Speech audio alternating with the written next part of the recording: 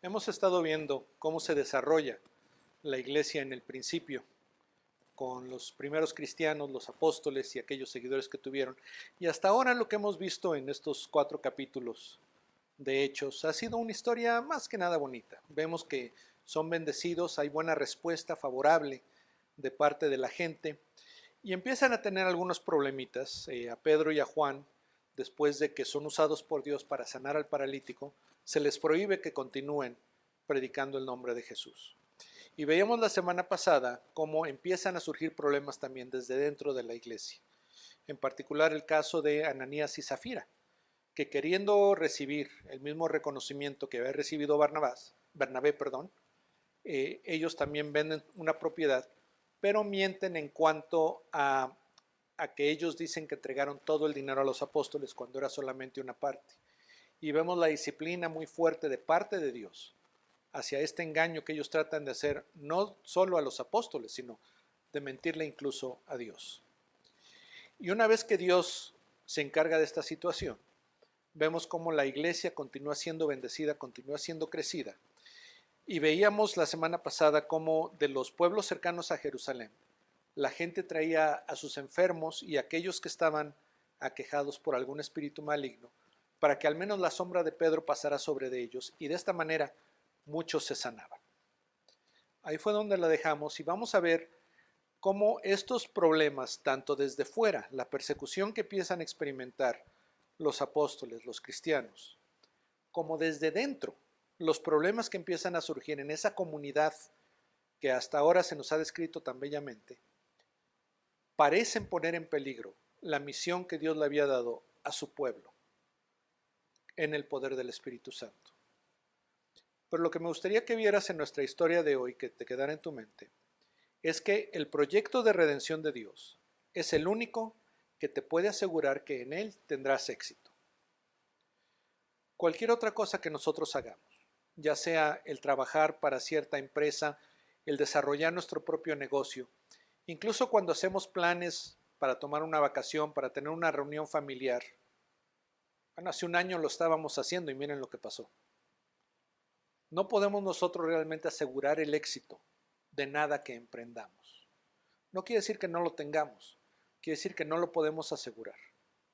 Pero cuando nosotros nos involucramos en lo que Dios está haciendo a través de su pueblo, en su proyecto de redención para toda la humanidad, tenemos la seguridad de que tendrá éxito, porque Dios está detrás de ello y Él va a asegurar que así sea. Después de que tenemos esta imagen de las personas que traían a sus enfermos para que fueran sanados por los apóstoles, vemos lo siguiente. Los líderes religiosos no estaban contentos con lo que veían que estaba pasando, con la popularidad que estaba creciendo acerca de los apóstoles. Y entonces ordenan que sean arrestados por estar predicando en el templo. Y entonces la guardia del templo va y toma a los 12 apóstoles y los mete a la cárcel, pensando que al día siguiente van a reunir a las autoridades ahí en Jerusalén para juzgarlos. Pero durante la noche un ángel del Señor viene a los apóstoles y abre las puertas de la prisión y ellos salen. Y el ángel les dice que ellos deben continuar yendo al templo a predicar acerca de la vida, refiriéndose a la vida como creyentes. Y ellos gozosos, al día siguiente, en cuanto empieza a despuntar el alba, nuevamente van al templo a predicar acerca de Jesús. Los líderes religiosos no sabían nada de esto, y esa mañana cuando se reúnen, se aseguran de que estén ahí los líderes religiosos y también algunos de los líderes civiles de la ciudad quieren tratar con esto que para ellos es un problema. Y le piden a los soldados, a la guardia del templo, que traigan a los apóstoles de la prisión. Y ellos están ahí esperando, cuando de repente regresan los guardias y les dicen, ¿saben qué? Que fuimos a la prisión y todas las puertas están cerradas con llave y los guardias están todos en sus posiciones, pero los apóstoles no están ahí, o estas personas no están ahí. Y todos se asombran mucho, se preguntan, bueno, ¿y esto qué quiere decir? ¿Y qué va a pasar con esto?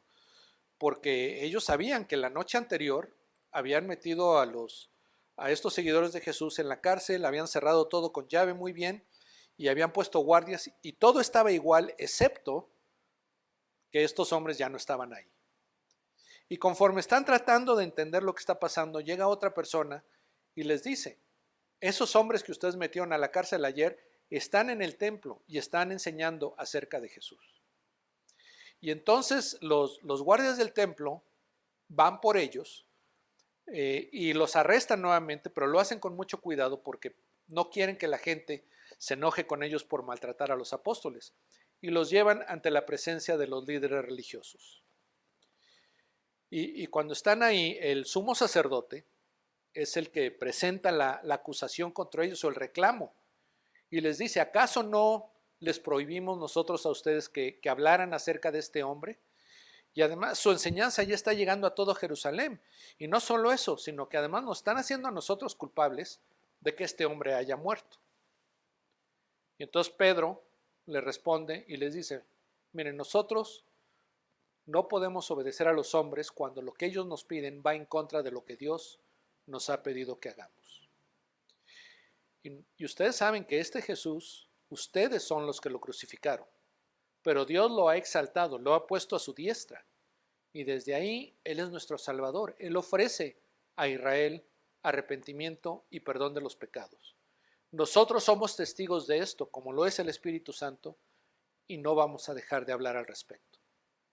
Y cuando Pedro le responde de esta manera, ellos se enojan terriblemente y quieren incluso matarlos, empiezan a hablar acerca de matarlos. Pero en eso uno de los fariseos, una persona muy respetada por ellos, Gamaliel, maestro de la ley, pide que saquen a los apóstoles del lugar donde estaban, y una vez que salen ellos, les dice, nosotros debemos tener mucho cuidado en qué es lo que vamos a hacer con estos hombres. Porque acuérdense cómo hace tiempo hubo un tal Teudas que dijo, no, yo voy a lograr grandes cosas, ustedes síganme y van a ver lo que vamos a lograr. Llegó a juntar 400 personas que lo seguían, pero después él murió y ahí se acabó todo. Y en los tiempos del censo también estuvo un tal Judas de Galilea, que también dijo ser un gran líder y que él iba a lograr grandes cosas, y también levantó muchos seguidores, pero una vez que él murió, se acabó todo. Y aquí vemos algo similar. Entonces, si esto es un proyecto de parte de seres humanos, no va a tener éxito. Pero si es de parte de Dios, no hay nada que lo podrá detener. Y debemos tener cuidado, no sea que nos encontramos luchando contra algo que Dios quiere realizar.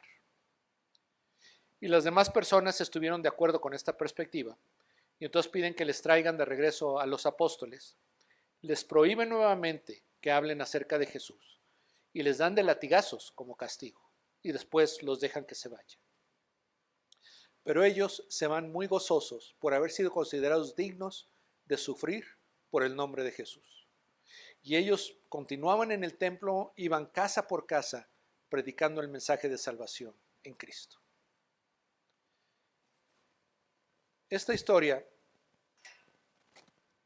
nos habla acerca de la actitud y la manera como se veían la perspectiva de los primeros cristianos. Y esta es la manera como nos lo describe Lucas al escribir Hechos bajo la inspiración del Espíritu Santo, empezando en el versículo 17 del capítulo 5. Dice, pero levantándose el sumo sacerdote y todos los que estaban con él, es decir, la secta de los saduceos, se llenaron de celo. Entonces echaron mano a los apóstoles y los pusieron en una cárcel pública. Y ahí nos va describiendo quiénes son los que están detrás de esta persecución en contra de los seguidores de Jesús. Está el sumo sacerdote representando a las autoridades eclesiásticas religiosas. Y dice que estaban con él la secta de los saduceos. Los saduceos era un grupo, no era el grupo mayor, pero era un grupo de mucho prestigio, que no creía en la resurrección y no creían tampoco que Dios estuviera muy activo en la vida de las personas. Y por eso lo que los apóstoles predicaban, ellos estaban en desacuerdo con eso y les molestaba que la gente estuviera creyendo una enseñanza diferente a lo que ellos enseñaban. Y por eso dice que se llenaron de celo, no que tuvieran celos de los apóstoles, sino que estaban enojados de que no se les reconociera a ellos más que a los apóstoles, y los pusieron en una cárcel pública. Pero durante la noche un ángel del Señor abrió las puertas de la cárcel y sacándolos les dijo: vayan, preséntense en el templo y hablen al pueblo todo el mensaje de esta vida. Habiendo oído esto, al amanecer, entraron en el templo y enseñaban. Y aquí vemos una situación donde los apóstoles están en una situación difícil, están en la cárcel, están pasando la noche en la cárcel y realmente no saben lo que va a pasar después. Y en medio de la noche un ángel viene y los libera, pero les da la razón de por qué los libera. No los liberó nada más para que dijeran, ya podemos ir donde queramos, sino que les dice, ahora que son libres, ahora que ya no están en la cárcel, regresen al templo y continúen hablando las palabras de esta vida. Y cuando dice de esta vida, está refiriéndose a la vida que Dios quiere para nosotros.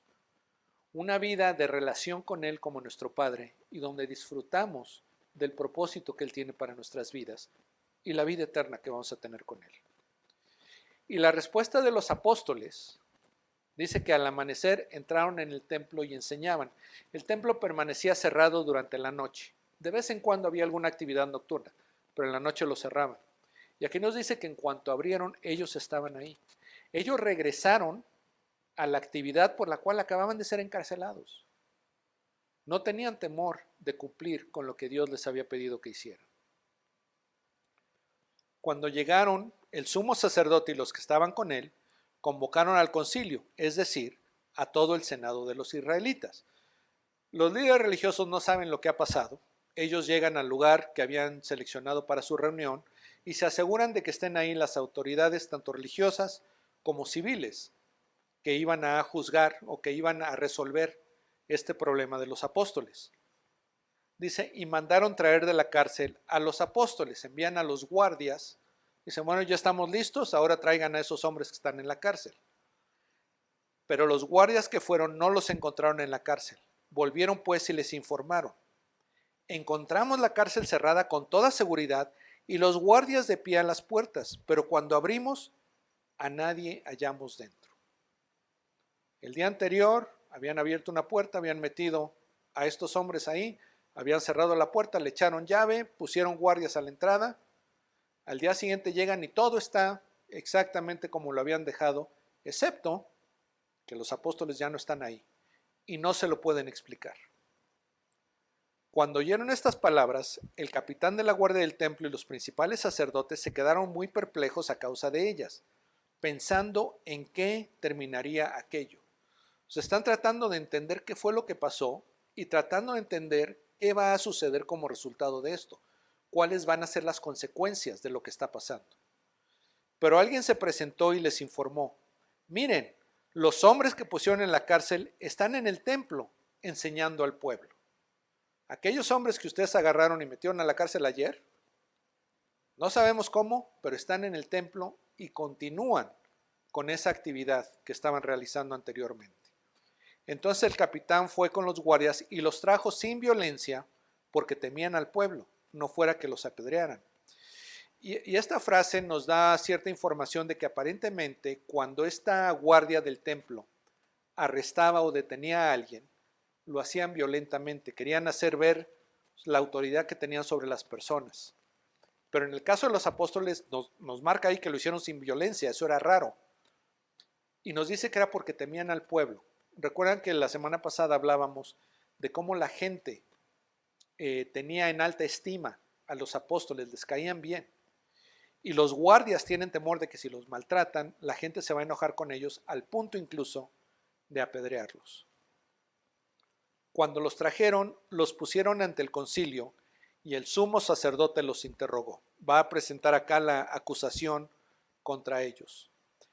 Les dimos órdenes estrictas de no continuar enseñando en este nombre y han llenado a Jerusalén con sus enseñanzas y quieren traer sobre nosotros la sangre de este hombre. Y noten que aquí el sumo sacerdote no quiere usar el nombre de Jesús. Pero básicamente la acusación es, nosotros les prohibimos que hicieran esto y ustedes continúan haciéndole. No solo lo continúan haciendo, sino que están llenando a toda la ciudad con estas enseñanzas. Y además nos están acusando a nosotros, ahora resulta que nosotros somos culpables de que este hombre haya muerto. Y la respuesta de Pedro es, pero Pedro y los apóstoles respondieron, debemos obedecer a Dios en vez de obedecer a los hombres.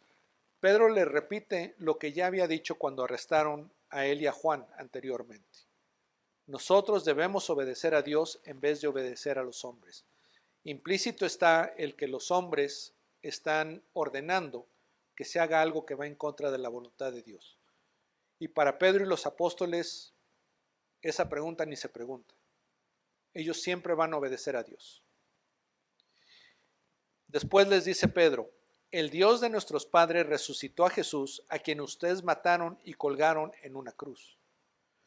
Y ahí vemos cómo Pedro se ve todavía como parte del pueblo judío, como parte del pueblo de Dios. Dicen nuestros padres, está hablando de los patriarcas, de Abraham, de Isaac, de Jacob, está hablando de Moisés y de David, de la tradición común que tienen como pueblo de Dios. Y les está básicamente diciendo, este mensaje que nosotros estamos dando es también para ustedes, y ustedes deberían entenderlo. Y es este Dios de nuestros padres el que resucitó a Jesús. Recuerden que los saduceos no querían que se enseñara acerca de la resurrección, y aquí Pedro nuevamente lo presenta. Dios resucitó a Jesús, y no solo lo resucitó, dice a Jesús, a quien ustedes mataron y colgaron en una cruz.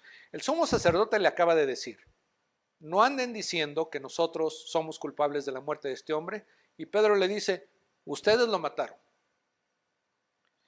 Y después Pedro les dice, a él Dios lo exaltó a su diestra, lo resucita y lo pone a su diestra, lo pone en una posición de honor y de igualdad con Dios. Como príncipe y salvador, o sea, con autoridad y con la capacidad de salvar, para dar arrepentimiento a Israel y perdón de pecados, para encargarse de aquella barrera, nuestro pecado, que nos separa de Dios. Y dice Pedro, y nosotros somos testigos de estas cosas, y también el Espíritu Santo, el cual Dios ha dado a los que le obedecen. Y noten aquí la respuesta de Pedro.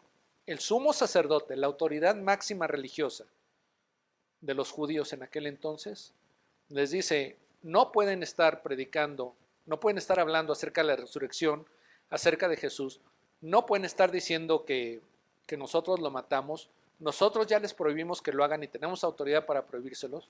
Y Pedro les dice, ¿no los vamos a obedecer?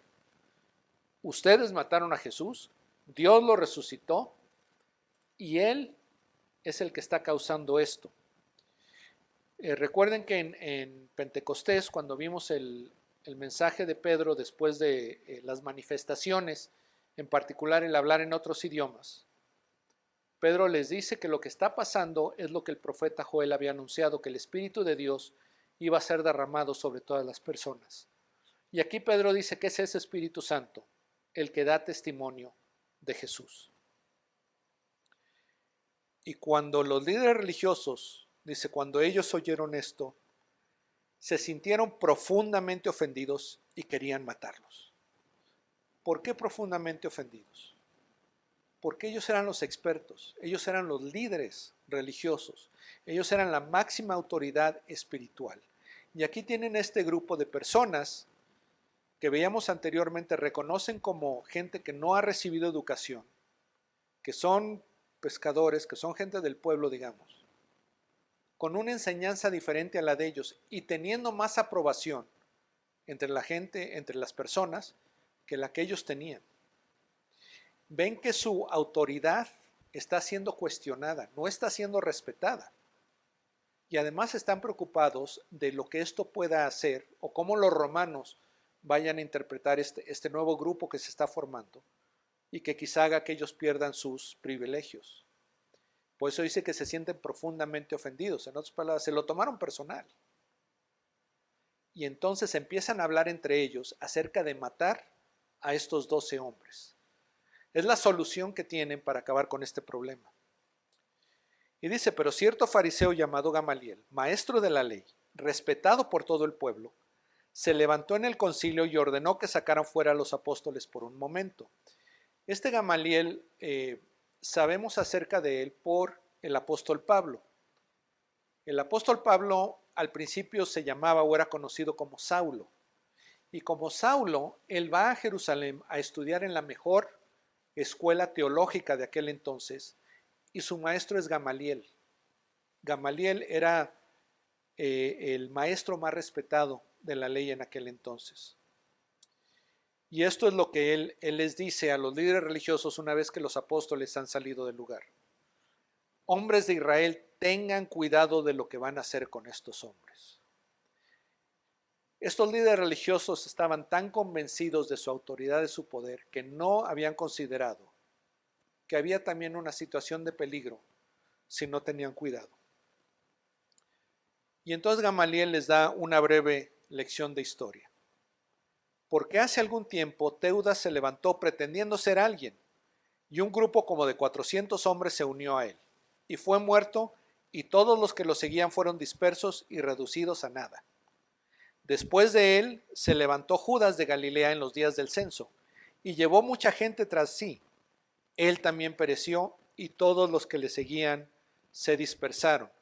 Y aquí Gamaliel lo que hace es que les da dos ejemplos. Aparentemente no era tan raro que una persona empezara a prometer o a proclamar que iba a lograr algo, a juntar seguidores y que se iba a formar un movimiento del tamaño que fuera, pero que si se daba la situación en que este líder moría, su movimiento se acababa también.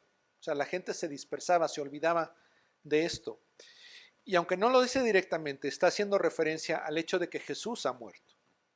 Ellos sabían que esto que los apóstoles estaban proclamando era la continuación de lo que Jesús había iniciado. Por tanto, les dice, en este caso les digo que no tengan nada que ver con estos hombres y déjenlos en paz.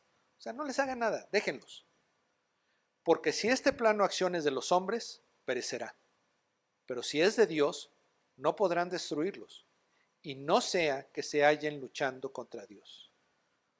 Y esta es una muestra de sabiduría, sobre todo por parte de alguien que hasta donde sabemos no había puesto su fe en Cristo, no creía en Jesús como el Mesías enviado por Dios. Pero tiene una sabiduría increíble. Nos dice, si este plan o acciones de los hombres perecerá. O sea, si esto es algo que es nada más la ocurrencia de una persona, el impulso de un grupo de personas no va a durar. Y si lo consideramos es cierto, o sea, es muy raro que las cosas que los hombres hacen permanezcan mucho tiempo. Estamos en una continua evolución y revolución de los sistemas, de las comunidades, de los países, de las culturas. Es muy difícil que algo se mantenga por mucho tiempo, porque son iniciativas de las personas. Y dice Gamaliel, pero si es de Dios, no podrán destruirlos. Si esto que está pasando es lo que Dios quiere que suceda, y el poder de Dios es lo que le está causando, no va a haber manera de que no tenga éxito, de que no llegue al fin que Dios tiene para ellos. Y no solamente es inútil resistirse a la obra de Dios, sino peligroso. No sea que nos hallemos luchando contra Dios, que nos veamos como enemigos de Dios, porque Dios no va a permitir que nadie se oponga a su plan de redención. Ellos aceptaron su consejo y después de llamar a los apóstoles, los azotaron y les ordenaron que no hablaran más en el nombre de Jesús y los soltaron. Entonces ellos dicen, ok, vamos a seguir tu consejo, que no lo siguen totalmente porque Gamaliel les dijo déjenlos en paz y aquí nos dice que los azotaron y esto probablemente se refiere al castigo que tenían los judíos de dar 39 latigazos a la persona. Y nuevamente les ordenan que no pueden hablar acerca de Jesús. Dice, y los soltaron. Los apóstoles pues salieron de la presencia del concilio, regocijándose de que hubieran sido considerados dignos de sufrir afrenta por su nombre. Y todos los días, en el templo y de casa en casa, no cesaban de enseñar y proclamar el evangelio de Jesús como el Cristo. Y vemos nosotros en esta historia la convicción de estos primeros cristianos. Ellos habían entendido que Dios les había encargado una misión, les había dado una tarea que realizar: llevar el mensaje de la salvación en Jesús a todas las personas en toda la tierra. Que Dios les había dado ese poder y los estaba conformando como un nuevo pueblo de Dios, como la iglesia, para llevar a cabo esta tarea. Y ellos sabían, tenían la certeza de que esto era algo que iba a cumplirse tal como Dios así lo quería. Y nos dice que cuando ellos se fueron, se regocijaron de ser considerados dignos de sufrir en el nombre de Jesús. Para ellos, el hecho de haber sido encarcelados, el hecho de haber sido acusados injustamente, calumniados, el hecho de haber recibido latigazos, es un motivo de gozo. ¿Por qué? Porque se identifican con Jesús. Ellos no están experimentando nada que Jesús no haya experimentado. Y Jesús mismo les dijo: si esto lo hacen conmigo, ¿qué pueden esperar ustedes sino que lo hagan también con ustedes? En una de sus cartas el apóstol Pablo también dice que su anhelo, que su deseo es identificarse con el sufrimiento de Jesús. ¿Por qué? Porque cuando Jesús sufre, le da valor a la causa por la que sufre. Cuando nosotros estamos realmente entregados a algo y estamos dispuestos a sufrir por ello, y ese sufrimiento no nos detiene de continuar con lo que queremos lograr, eso le da valor no solamente a lo que estamos haciendo, sino a nosotros como partícipes de esto. Por eso te decía que cuando tú te involucras en la obra de Dios, tienes el éxito garantizado. Y luego son los apóstoles. Nuevamente se les prohíbe, se les castiga por predicar a Jesús. ¿Y qué es lo que hacen? Regresan al templo. Y no solo eso, sino que además nos dice que van de casa en casa proclamando el nombre de Jesús. Y entonces esta semana yo te invito a que por la guía de Dios tú tomes un riesgo por Dios. Arriésgate a algo por Dios. Puede ser algo, no voy a decir sencillo, pero quizá no tan drástico. Algo así como decirle a alguien: yo he puesto mi vida en las manos de Jesús. Yo soy un seguidor de Jesús. Yo quiero entregar mi vida a la causa de que la gente reciba el perdón de sus pecados en Jesús. Puede ser que decidas estar más involucrado de lo que hasta ahora has estado en este proyecto de redención de Dios, de llevar este mensaje de que por la fe en Cristo pueden recibir el perdón de sus pecados y tener la vida que Dios tiene para ellos. Puede ser que le quieras dedicar más tiempo, más recursos a alguna misión, a la iglesia, a todo aquello que esté promoviendo esta misión que Dios nos ha dado como hijos suyos, que es proclamar a Jesús a todas las naciones, a todas las personas. Pídele a Dios que Él te muestre cuál es el riesgo que Él quiere que tomes y tómalo, porque Él te garantiza que tendrás éxito. Vamos a pedirle que así sea. Padre, nuevamente queremos ponernos en tus manos. Y quizá no es algo emocionante pensar que te estamos pidiendo que nos pongas en una situación de riesgo. Y habiendo visto el ejemplo de los apóstoles, habiendo visto el ejemplo de Cristo, saber que habrá ocasiones en la vida de los cristianos en que sufriremos por su causa, por su nombre. Pero Padre, danos la actitud que vemos en los apóstoles, que se regocijan por ser considerados dignos de sufrir por el nombre de Jesús. Que el saber que hemos llegado a ser hijos tuyos por tu gracia y que podemos ayudar a otros a conocerte de la misma manera, sea la motivación mayor en nuestras vidas, sea lo que marque las decisiones que tomamos, y de esa manera tú seas glorificado en nosotros. En nombre de Cristo Jesús. Amén.